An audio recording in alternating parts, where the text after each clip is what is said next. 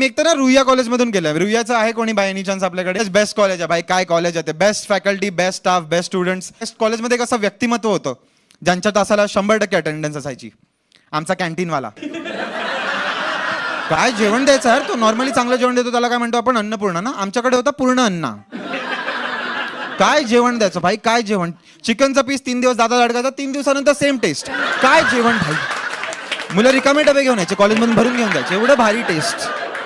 मी बोललेलो झोमॅटोवर टाका यार कॉलेज आपलं रेस्टॉरंट बनवू देते तर. आणि पुढे कॉलेज सगळं बंक करून कॉलेज कॅन्टीनमध्ये बसलेलं सर. अण्णा ना भाई फुल जेवण बिवण द्यायचं सर. सोडायचा गॉसिपमध्ये लागायचा तो. त्याला सगळ्यांचं माहिती कोणाचं काय चालू आहे, कोणाच्या मेदूवड्यामध्ये कोणाची चटणी. त्याला सगळं पूर्ण फुल आयडिया.